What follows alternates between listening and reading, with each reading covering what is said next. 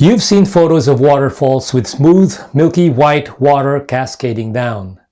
Perhaps you've even taken similar photos yourself, so you know that taking those photos with a camera handheld just isn't possible, because leaving the shutter open for 1 or 2 seconds often introduces camera shake, since our hands aren't steady enough. For those smooth, milky white waterfall photos, a tripod is a must. But what if the waterfall is too far away and the terrain is preventing you from walking to it? Or the waterfall is around the stream bend and hardly visible from where you're standing? A drone can surely be maneuvered to any position to take the perfect shot, but can a drone hovering in the air, perhaps swaying to and fro with the breeze, be steady enough to take those smooth, milky white waterfall photos? In this video, we will find out. So today we're trying out the Nero ND filters on the Mini 3 Pro. We'll try it on that waterfall and see if it works, if it does, how well it works, and so on. Now the Mini 3 Pro has its aperture fixed at f1.7, so we cannot, it does not have a variable aperture, so we can only rely on changing the shutter speed and the ISO if we wanted to increase or decrease the light coming into the lens. So for these shots, I want to stay at ISO 100 for the clearest, least noise images. So instead, we will play around with the shutter speed along with the ND filters on it. First, I'm going to attempt to fly the drone without any filters. The idea is when we attach the ND filters, we will be able to slow down the shutter speed of the drone so that we can take smooth, milky, feathery, silky water cascading down the waterfall.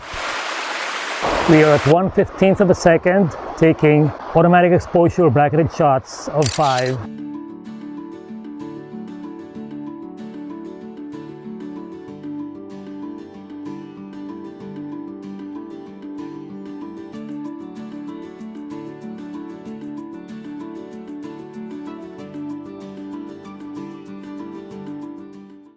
All right, now I'm going to attach the ND8 filter.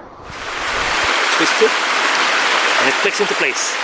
There, right away I can see the image is darker. We're still at 1/6.25 second shutter speed. Let's take a shot.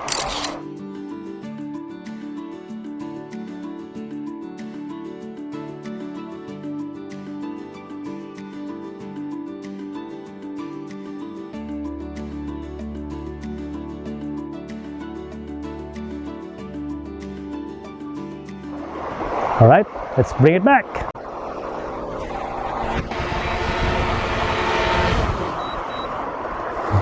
I spin counterclockwise and removed the ND8 filter. And now we're going to put the ND16 filter.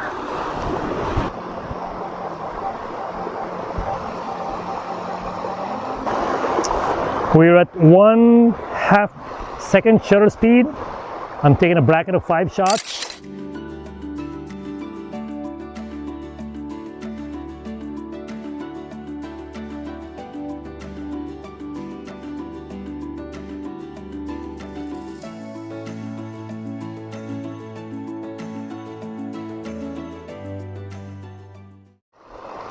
This is also a test of how stable the drone is up in the air, if it is comparable to taking pictures with a regular camera on a tripod.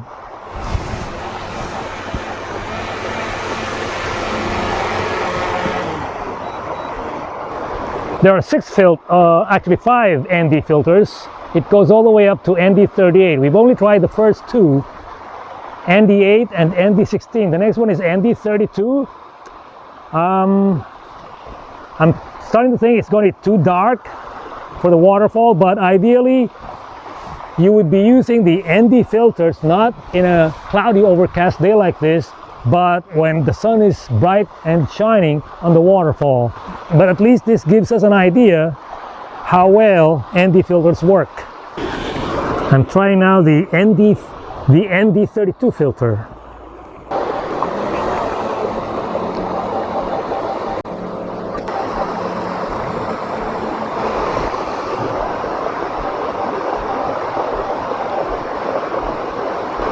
the ND32 filter on the Mini 3 Pro at 1 second shutter speed, taking 5 bracketed exposures.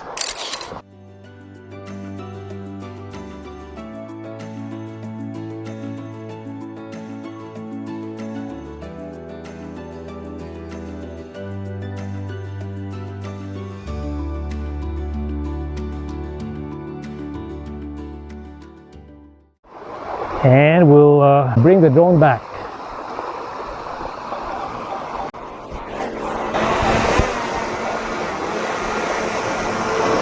And now I'm attaching the ND64 filter. Twist it and it clicks into place. Alright, the slowest setting on this drone is 2 seconds, and that's where we're at right now with the ND64 filter. Take our bracket exposure of 5 shots.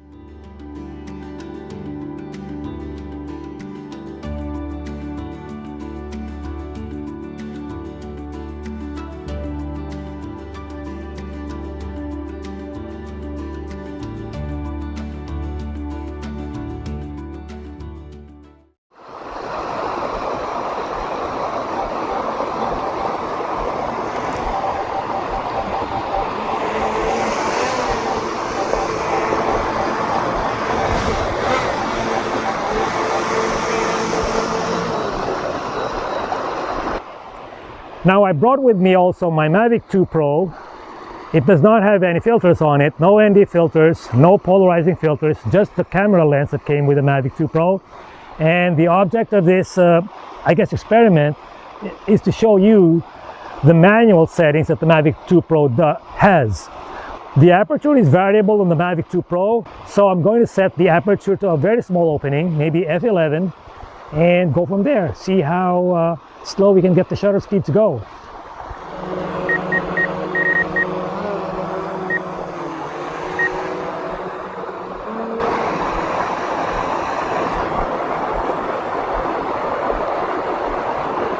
I'm setting it to manual at f11, and let's try our baseline.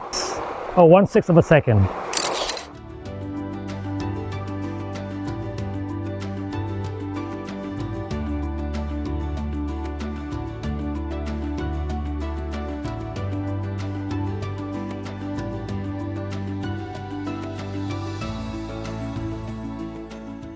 Let's try 1.6 seconds.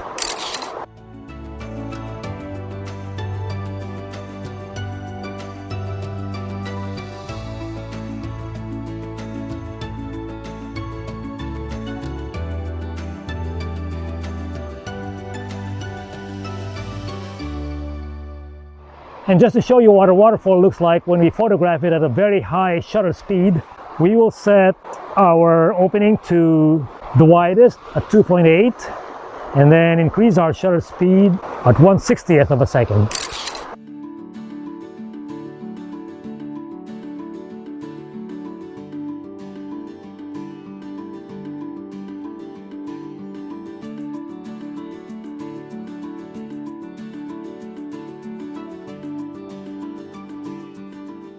All right, let's bring the drone back. We're done here, I think.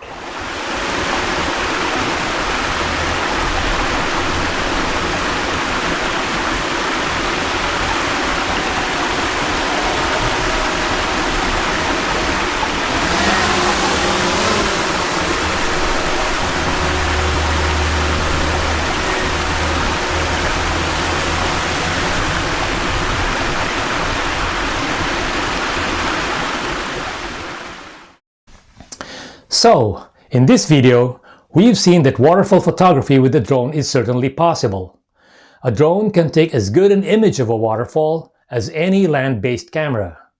Our creativity in composing is no longer limited by the two-dimensional surface of the earth on which we walk, but practically limitless as we can position the drone anywhere in the air. And with drones costing less and less, and older models can be had for even less in the used market, now is perhaps a time to go and try them out. So that concludes our experiments. I hope you guys enjoyed it and learned something from it, and I hope you enjoyed it as much as I did. Thank you for watching.